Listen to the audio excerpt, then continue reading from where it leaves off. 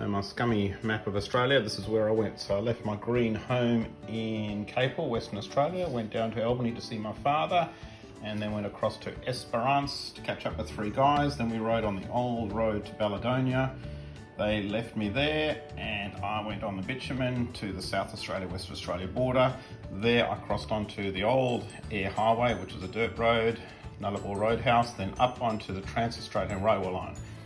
Trans-Australian Railway line's just a track, followed that all the way, came out at Roxby Downs or Woomera, and then up to Roxby Downs, and then the Unadilla track to Maree, down into the Flinders Range. Fantastic country.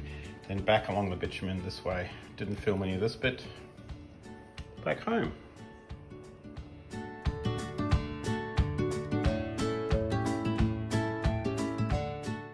Always good to stop at Esperance, catch up with John and restock before hitting the Nullarbor. For some reason I was really quite nervous. It was great that these three Esperance locals followed me all the way through, left me at Balladonia, and then I was on the bitumen all the way to the South Australia border. First camp was so lovely to stop and just have that serenity.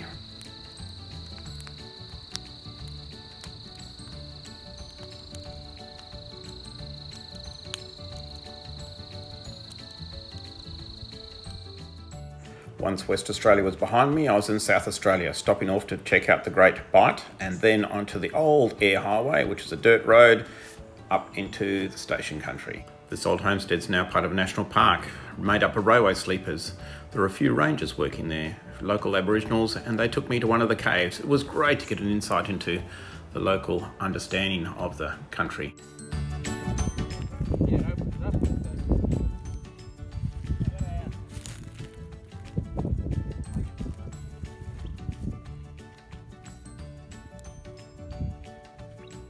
Can't beat a crisp morning in the desert.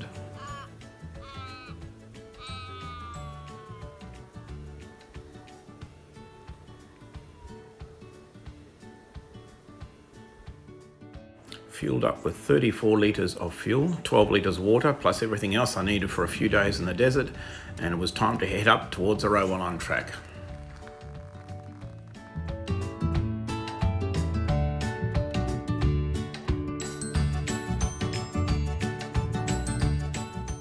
The track following the Trans-Australian Railway line was probably some of the toughest riding I've ever done.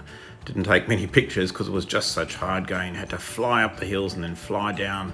I gave up counting after 120 sandhills. You can just see from where I am here, sandhill after sandhill.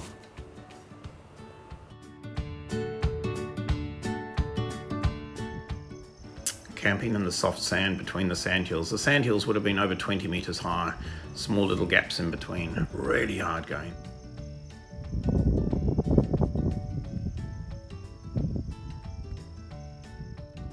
Finally out of the really tough country. Still a fair way to go, a couple 100 kilometres to go, but my fuel was down, so everything was a bit lighter and the road was, or the track was a lot better. Start to move along and start to take a few pictures.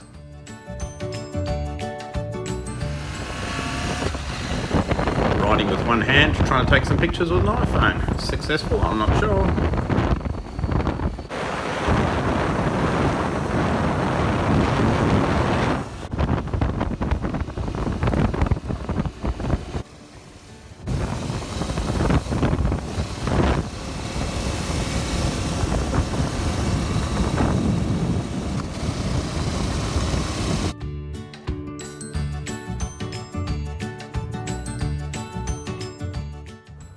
A lot of the riding from here followed old abandoned railway line tracks, the old Garn track. So abandoned homesteads, abandoned hotels and abandoned towns all the way along until you hit the Flinders.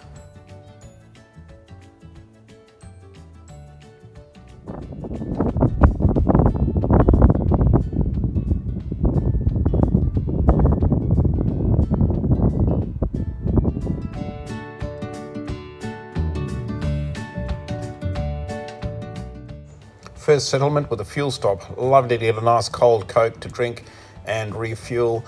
600 odd kilometres and only 4 litres of fuel left, so I did pretty well. Not a one-horse town, this place.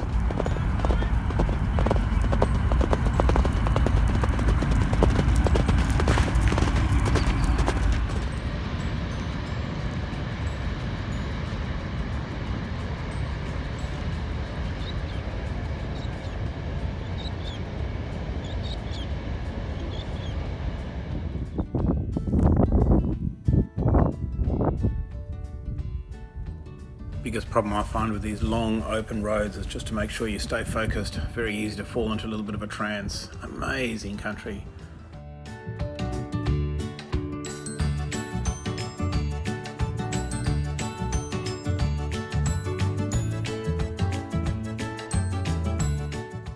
After just under 1,000 kilometres of dirt, I hit the bitumen. This bitumen will take me to Woomera and then Roxby Downs, and then the dirt starts again and you travel up on the dirt road all the way to Maree. Absolutely nothing and nobody. No cars for more than 100 kilometres.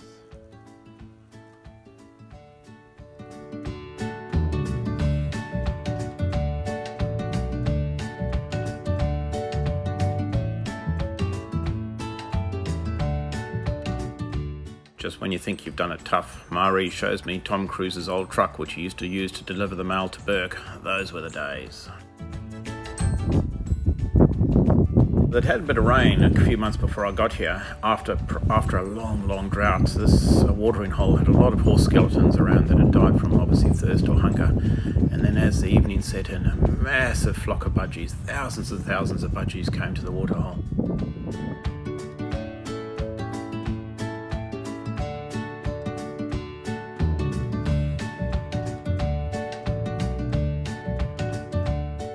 Approaching the Flinders from the north, it just got better and better, and then finally you're off the bitumen and then you're onto the dirt, travelling up the gorges. Wonderful country, wild, rugged.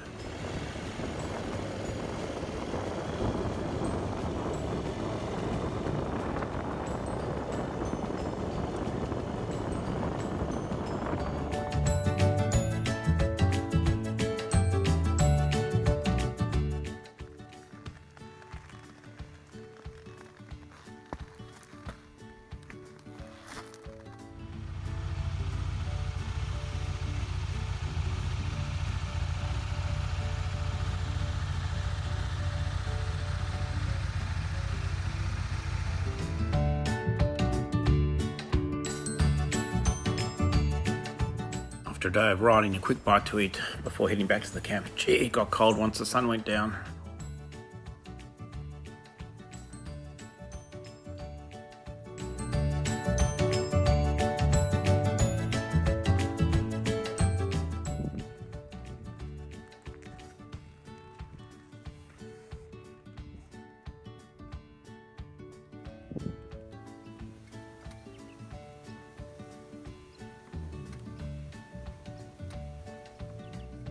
Can't get lost when you got a good map.